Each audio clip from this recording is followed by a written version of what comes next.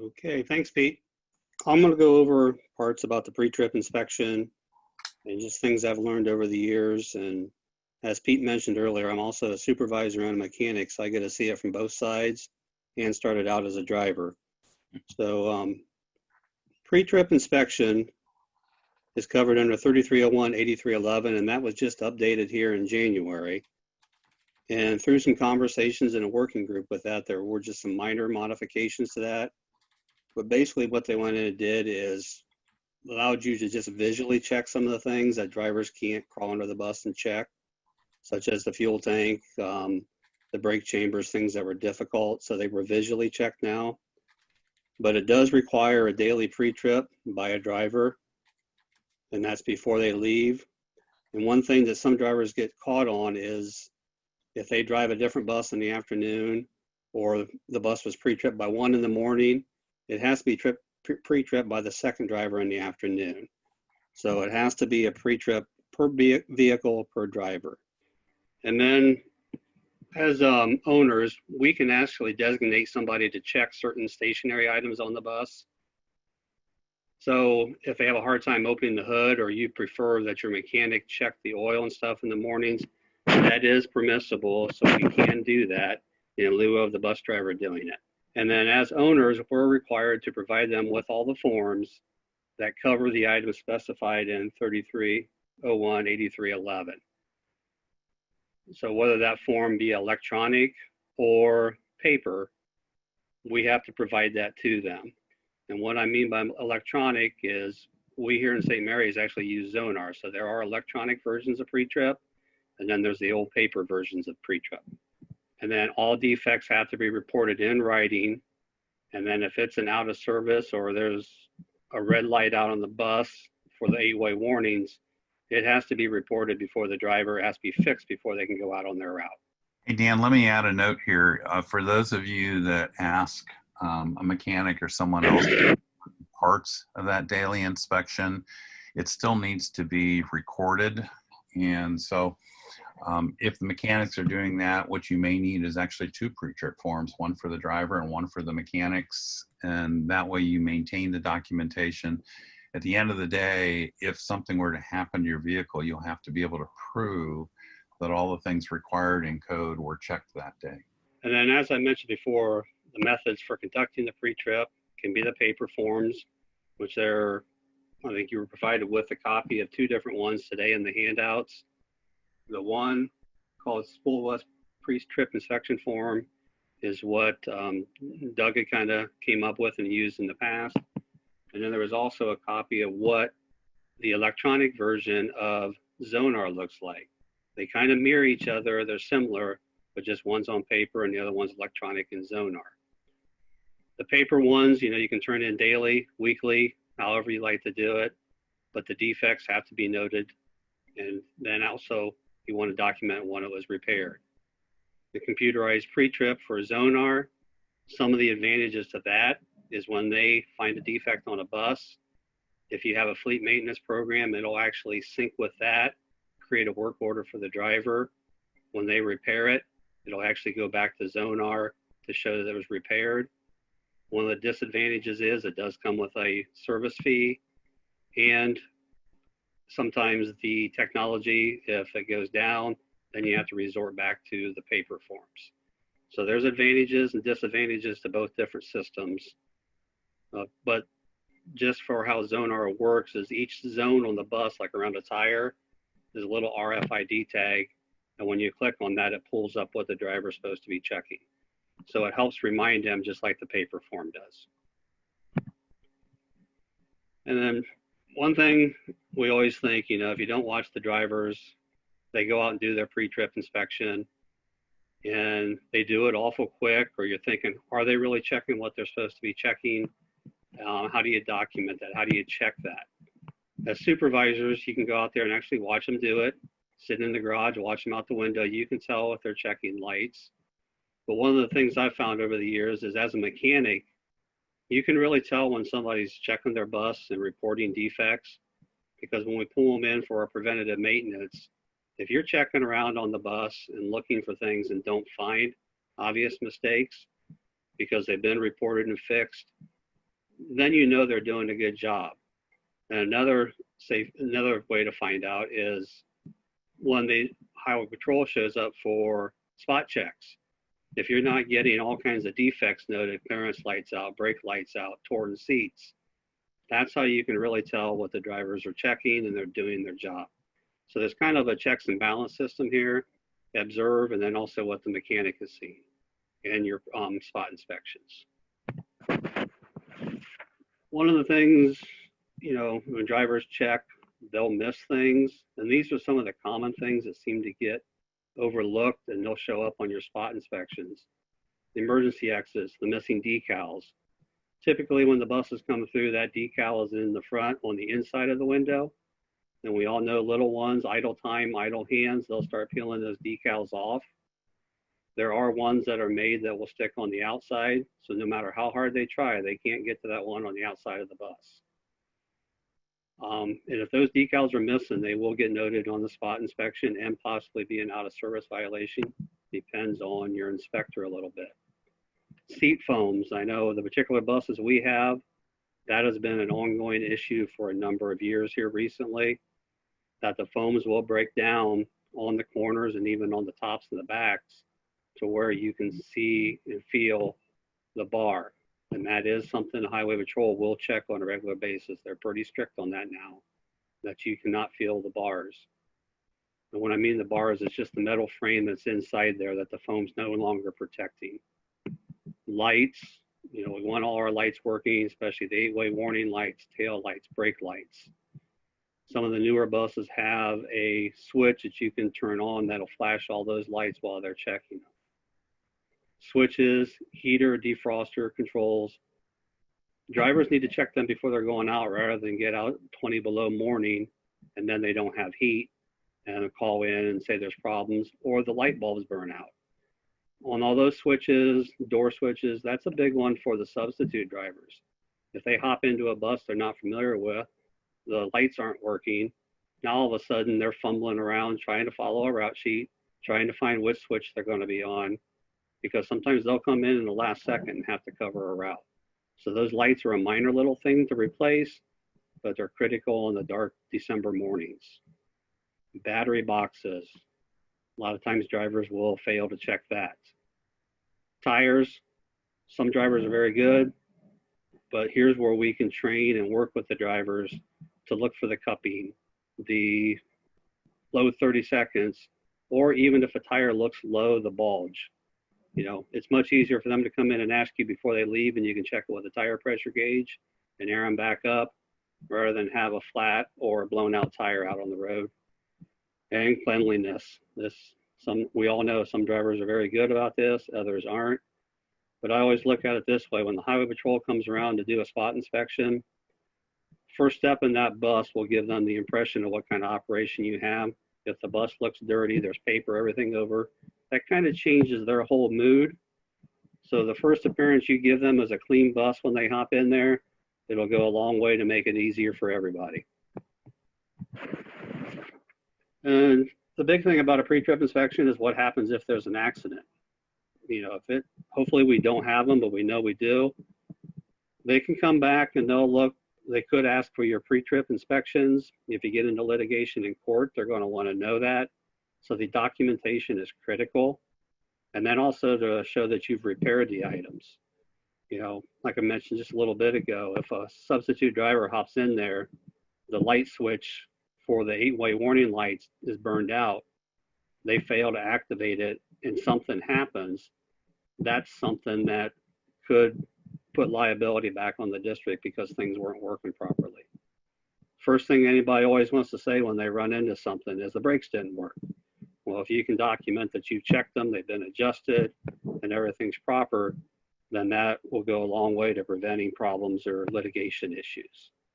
So these are just a few things to make sure to help prevent accidents. And then it takes cooperation, working together, the supervisor, the mechanic, the drivers. Teamwork and good communication will make your fleet what it's supposed to be. It'll help avoid breakdowns. It looks good to the public. Buses are the one thing and the most visible part of the school district. People, parents, visitors to your area see that school bus up and down the road every day. If it looks good, it's a good visible part of your district. People will track down that name of that district, and they will give you a call if they see something wrong. Nowadays with everybody pulling their phone out and grabbing a video, you don't want to see yourself on Facebook and go viral for a bad thing. It's great to do it for a good thing, but we don't want to do it for a bad thing. And then the communication and working together means when the Highway Patrol comes in for their spots and the annuals, they'll all pass on the first time and you don't have a lot of defects to repair. That rapport with the patrol makes it easier on the mechanic. In turn, the mechanic makes it easier on the drivers, and it makes our job as supervisors so much easier each and every day. Like I said, the first step involves the drivers on a good pre-trip.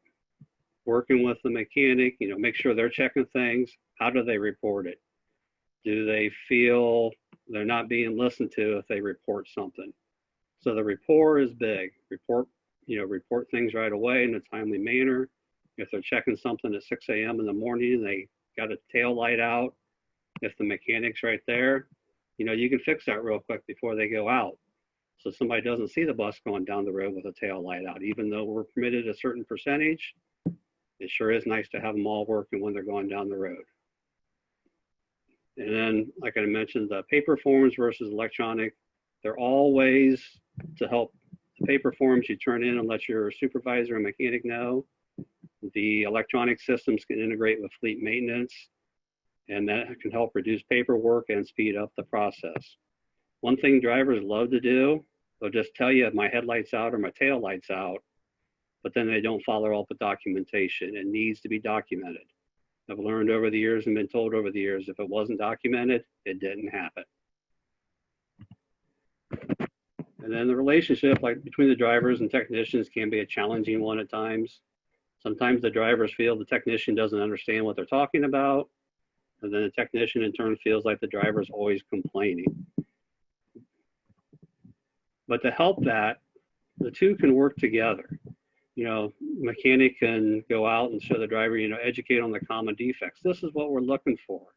If you help catch these in the pre-trip, when the Highway Patrol comes in, they're already fixed. The normal noises, smells, and indicator lights on the buses. The new electronic engines, we got bells and whistles all the time. What's the difference between an amber light, the red light? Sometimes amber, you can continue to drive. If it has an audible buzzer on, you can kind of teach them how to cancel that buzzer out so it's not annoying. But then the red engine warning light, typically red means stop. Amber, you just got to kind of educate them. They can call in. So if they're able to pull over someplace where it's safe, if you can educate them on how to retrieve the codes out of the dash. I know in our particular buses, you just hold the button for 10 seconds, go through a menu, and they can read you that dash code, and then you can look it up quickly. The mechanics can, the technicians, to say, okay, not a problem, go ahead and finish your route, bring it in here, or make it to the next building and I'll meet you with a bus and we can swap them out. So there's ways to everybody work together for the same common goal. And these are just simple little things that we can do to help educate the drivers and technicians all on the same page. And highway patrol inspections, we can also educate the drivers on what they're looking for, the importance of keeping it clean, for checking those lights, keeping the dash area clean, keeping your windshields clean. Don't have the pencils all stuffed up in the upper left-hand corner right by the glass because there's a nice place to put them. Then you start obstructing the view to the mirror. Highway patrol comes in. Driver wants to know why their pencils are all laying on the table inside or sitting on the engine cover. Those are all things we can work together to educate each other to help make those inspections so much easier. An MVI team, the inspection team, when they show up, if they're not finding a lot of defects on your buses, burnout light bulbs, yeah, sometimes they'll go through and try to find some things, but they're minor things. But that whole knowing the bus is ready to go, it's in good shape, when that inspection team shows up and finds very little defects, the whole process becomes much easier for everybody. That way the mechanics don't feel they're picking on me.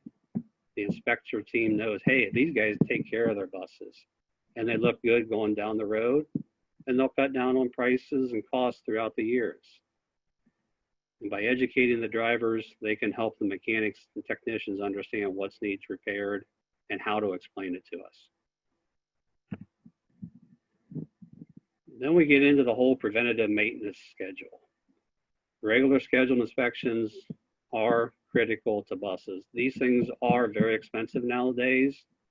So the more we can do to prevent problems, the longer they'll last, the happier our superintendents will be. They're not buying buses all the time. So preventative maintenance is critical in today's buses. You know, oil changes are much further apart than what they used to be. So we can't just rely on the oil changes when we bring them in for service and checking over and preventative maintenance. We need to bring them in every so many miles. So say your oil change is 6,000 miles, you can bring them in at 3,000 miles and check them. Or if it's a spare that doesn't get many miles, every 60 to 90 days, you can bring it in and check it out. Because believe it or not, buses sitting on the lot, things do break. It's rust, things fall off. Relays love to stick and not work properly. So checking them every so many miles or days is critical. You know, regular maintenance items, we all know oil, you know, in-shop inspection every 3,000 miles, so many days. But some of the new buses, the DEF filters, that's a new item that's just popped up in the last 4 or 5 years. If that's not changed every so often, it'll get plugged up. Then you'll start getting those bells and whistles, or it'll start to derate the engine if it's ignored. We do them every 2 years, kind of check with the manufacturer. It's a simple little thing to change to prevent a problem.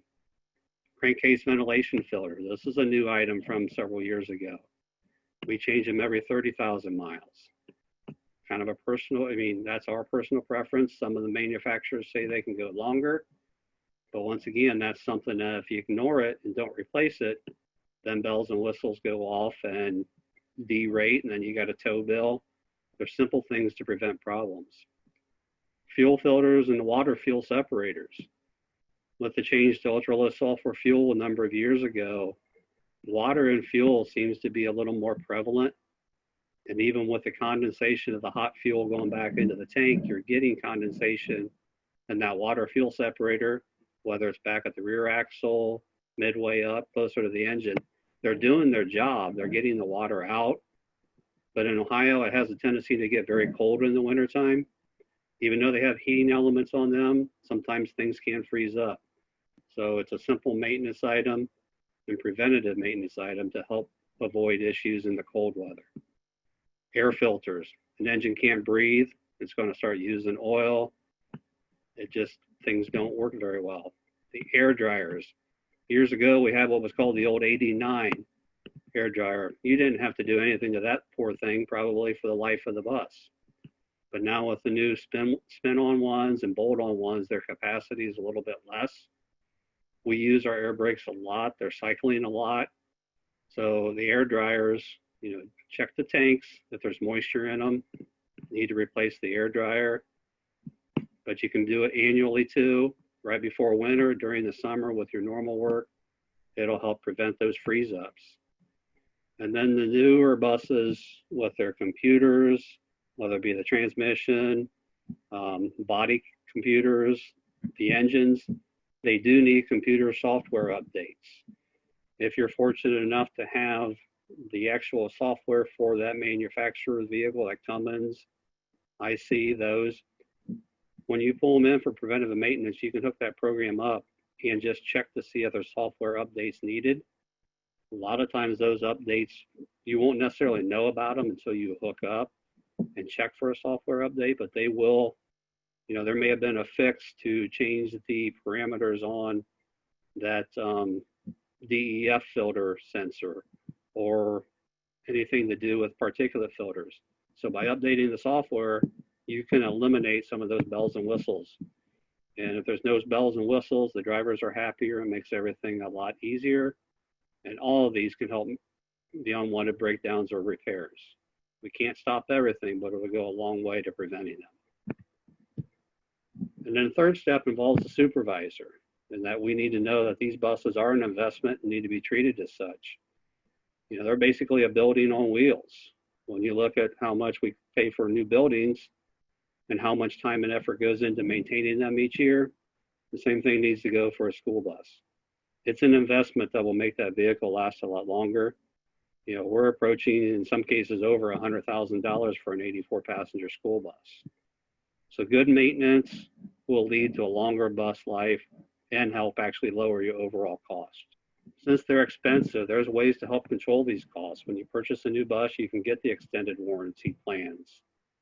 Use the OEM specified fluids. Sometimes the low cost option isn't always the best option. It may look cheaper up front, but Fram used to have a saying years ago in their old commercials, you can pay me now or you can pay me later.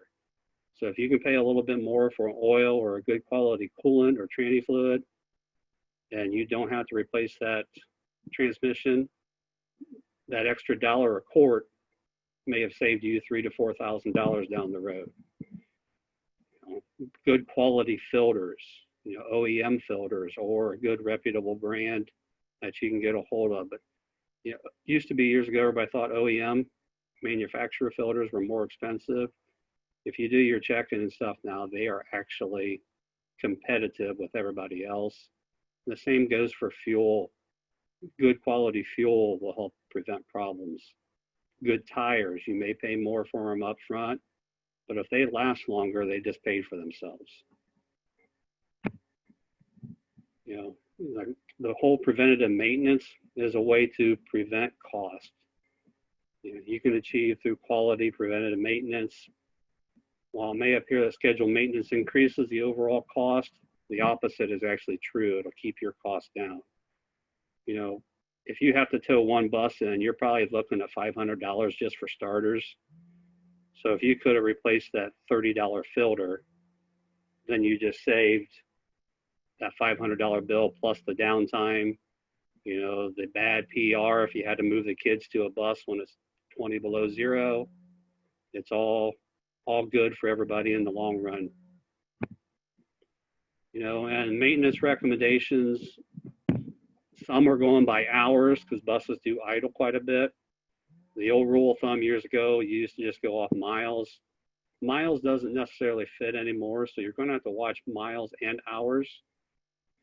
And then oil analysis. If you do want to extend that oil change out further, you still need to be checking that oil analysis to see if you've got any undissolved, you know, antifreeze in there, or if the bearings and stuff are starting to wear. So if you can catch them before it goes down, then maybe you just saved a crankshaft or you've saved pistons, a lot of other things. So it'll cost money a little bit, but it'll save in the long run. The warranties are critical. You know, it used to be years ago, if you had a problem, the manufacturer could send you the part and you would put it on. It doesn't necessarily work that way. So it won't cover your brakes, batteries, or such, but there are some good warranties out there that will cover the emissions side of things. It is an upfront cost, but if it avoids having to pay for a DEF, a particulate filter, EGR, those things are very, very expensive. So it's something you might want to consider when you start looking at purchasing new buses. And like I said, you used to be able to do it locally. That's not necessarily the case anymore. It has to go back to a dealer. Sometimes it has to go back to the actual bus manufacturer, or you can use a Cummins shop or international shop around that can do it. But you have to plan ahead because their work schedules are heavy. Sometimes you can't be without buses for a period of time, so planning ahead will save aggravation. 8322 actually says schools are supposed to have a thorough and systematic preventative maintenance program. If you are fortunate enough to have a program, you know, there's Dolphin, Transfinder, there's multiple different programs out there. You can keep track of things and know when to change them long before they're going to break down on you. Belts are another one that love to, if you leave them on too long, and nowadays one belt controls everything. So you've lost your coolant, you've lost your alternator, so you're basically broke on the road with a potential tow bill. That's one, preventative maintenance is one of the biggest things we can do to help ensure the safety of the students. If it's maintained properly, it's safe, it'll be reliable, and we won't have those breakdowns to where we have to switch things around out on the route on a busy highway where things aren't safe. That's what we want to avoid. Dan, let me just add a comment in here. Some of you that have been around for a while might remember Lieutenant Bob Painter. He was with the State Patrol when I first went to work for the state. And he and I spent a lot of time going around the state, visiting with supervisors, visiting districts. And he had a line that he used to share with folks that I want to share with you now, because I think it makes a lot of sense. Do not think of an MVI inspection as your preventive maintenance check. I know sometimes we struggle with, okay, do we have enough money to fix things? Can we get all the repairs done? But it's not the role of the state troopers that come in and look at your bus to tell you what's wrong and what has to be fixed. You need to think of them as a backup program. Really, the burden to keeping these buses safe and operating is ours. And the rule that you need to remember at the end of the day is that any day a bus leaves the bus garage or the bus yard, everything on it needs to work and it needs to be safe for children. And so to say, well, something broke, we'll wait until summer to fix it, that really doesn't fly. So we got to keep these buses in shape all the time. That's why we have spare buses. And that's why, you know, it's always okay to borrow buses from a neighbor if you need to. But as a supervisor, you want to make sure that everybody's on the same page, and the mechanics, the drivers, and everybody else in the operation. Never let a bus go out that has a known defect on it, because that just sets you up for failure. Like we said, our technicians and mechanics, they need to be qualified. Today's engines are so much more complex. The basic engine itself is fine. It's the electronics, the computers, the DEF, the particulate filters are all so much more complicated than things used to be. So the technicians need to be qualified and properly trained and work well with the drivers. And there are many resources out there for the drivers. They can work with their OEM, the bus manufacturers. There's the School Bus Mechanics Association that has an annual workshop, spring workshop, and regional ones. I know nobody likes to have their mechanic out of the district when we're running routes, but they need to stay up on what's going on, how to, the computer programs, the software, and even the networking. Just being able to talk to other mechanics from around the state, you start to see that, okay, yeah, I've run into that too. They found out a way to fix it before the problem occurs. And it's just a good way. Yeah, it's tough to have them out of the district. Work with neighboring districts. Maybe somebody can help cover if they have multiple mechanics. Work together that when they are out getting the training they need, you've got somebody to help back up, or another driver that maybe can take care of some of the light bulbs and stuff as they go bad. Hey, Dan, a couple of thoughts there. Back when I was still in a school district, I spent 22 years as a supervisor doing the same thing that all of you do. Every spring, early summer, we used to get together with neighboring districts, and we actually used to just swap mechanics, and we would let the mechanics from another district come over and do the walkthrough on our buses, and then we would do the same thing for them. It's like your second car at home. Sometimes we're so used to something that we become blind to it. And I think there's a lot of value in just getting a fresh set of eyes to look at things for you and help you do things. And then the other thing that Dan just shared, using drivers to help you with light bulbs, seat repairs, and things like that, I think that's a survival tactic that everybody needs to consider. Our mechanic to bus ratio here in Ohio is somewhere around 1 to 14, 1 to 15. But even having said that, if you think about the length of our school day, I mean, we start at dark o'clock in the morning and we go until 4:30, 5 o'clock in the afternoon. If you're a small district, you have 15 buses and you have one mechanic, he or she's probably not there all day. So there's nothing wrong with having a couple of drivers that are designated as helpers. And, you know, maybe they can do the light bulb switches, maybe even use them to jump batteries when you need to. But think about, and we all have to do this in this business because we don't have enough staff because the districts can't afford enough personnel. So we have to think about multitasking, and there's a lot of informal secondary job descriptions that we get folks to help us out so that we can get the job done. And it's just flat out, it's survival. Thanks, Dan. Yep. And it is helpful because sometimes we, as technicians, may be working on one thing when a light bulb needs changed real quick, and they can help out. And another thing to remember, sometimes drivers get so used to their bus that things may be coming on subtly and they don't report it. So the technician, you know, when you do your oil changes, your 30, 60, 90 day inspections, take them out for drives and make sure. You know, a mechanic, somebody that hasn't driven it, may notice a vibration or something that the driver doesn't. And it's another way to make sure you don't have a breakdown. The training, you know, technicians are required 4 hours a year, but take advantage of the trainings that are offered, get them to the training they need, even if it's just a regional workshop. There's a lot of offerings out there, and they do pay off. They are a good thing. Communication is key. You know, everybody working together, the drivers talking amongst themselves, you know, one might say this, all that, and they start looking for it. And then they talk to the mechanic or bring it to the supervisor, you know, and then just make sure everybody's talking together. Communication is the simplest thing to do, but sometimes it's the one that's overlooked the most.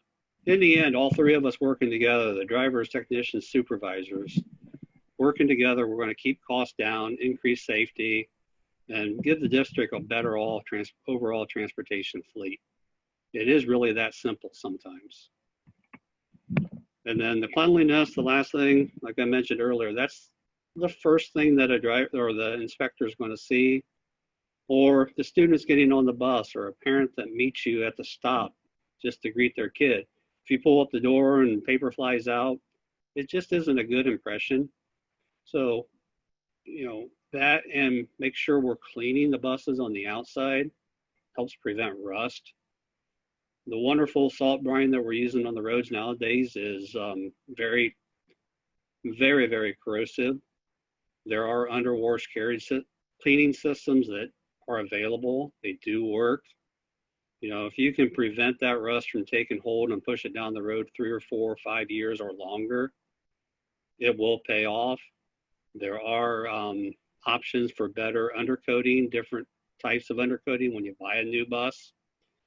Sometimes the technicians may not like it because it gets in the way and on the wires and covers things up, but it's something we can work with. But if it prevents that rust, it prevents having to change cross members and stuff on the body underneath, which can be expensive, it's worth it. Hey, Dan, let me tack in here. When you buy new buses, always spec extra underproofing. Some of the dealers have got a heavy duty underproofing, which they can install at the factory, but it's worth a couple $100 extra for you to do supplemental underproofing when the vehicle gets to you. You want to think about doing the frame rails, doing the insides of the skirts, but especially make sure that you have them spray the gas tank. And so if you, fuel tank, sorry. If you've got one of the vehicles that has the fuel tank all the way in the aft end of the bus between the frame rails, think about what's going on the roadway. All that brine that's coming up off the surface gets sprayed on that tank. And what we have seen over the years is the rear mounted fuel tanks tend to rust out very, very quickly. It's really great for the weight balance on the vehicle, but it's really bad for the tank when you consider all the spray on there. So you want to make sure you spray those things on a regular basis. Now, here's the thing to be careful of. When you're pressure cleaning your buses every year, over time, that can start to wash and scrub some of that undercoating off. So periodically, you want to check the undercoating work on the vehicle, make sure that it's still covered. Dan's right, the mechanics aren't always happy about that. But at the end of the day, it's better to have it undercoated than have to try and change out a fuel cell in a tank. Isn't that right, Dan? That is correct. Changing the fuel tank, and it's a 2-3 person job, and it's a dirty job, and they're expensive. Okay. And then another thing, cleaning wise, as we move forward into what the year 2020, 2021 is going to look like, cleaning and sanitizing for COVID is going to become an issue too. So just stay tuned for information on that. But all the cleaning and all this is just an important part of our district's image and your district's image. So anything we can do to make them look better and good PR pays off in the long run. And you mentioned the COVID cleaning, and somebody asked the question earlier on if we're going to talk about this, what happens this fall. We're not going to in this class, but I just wanted to point out, I think all of you know, but in case you don't, every other Wednesday we're doing drop-in Zoom sessions. Anybody in the States, welcome to join us. The next one comes up in 2 weeks, and we'll be sending out information about how to access that. Those sessions have been dedicated to how does transportation manage the new normal. And I also want to share with you, just starting Monday this week, here at OSBA, we have kicked off a task force. We've got 30 supervisors that have volunteered to help on that. And so what we are building is a recommendations and a guidance document. So we'll be getting more material up there for you. In the interim, if you go to our website, go ahead and log in. And then under Transportation Services, go to the section that's called Pupil Transportation Updates. And in that section, you'll not only find copies of all the statewide emails that we've sent out on pupil transportation news, but you'll also find all the resources we've been putting up there for the COVID-19 issues, as well as recordings of those Wednesday morning sessions. So if you want to get up to date with what's going on, there's a lot of information there. I will tell you that if you're looking for concrete guidance right now, there is none. There's lots of ideas out there. There's lots of recommendations coming out from lots of different agencies, but there's no clear single path for every district. Looks like each one of us is going to have to make some decisions when we move into July and August. And so our goal as a task force is to give you as much information as you can so you can make an informed decision. Okay, I believe that covers mine, so I'll stop the share, Doug, and I believe it's over to you.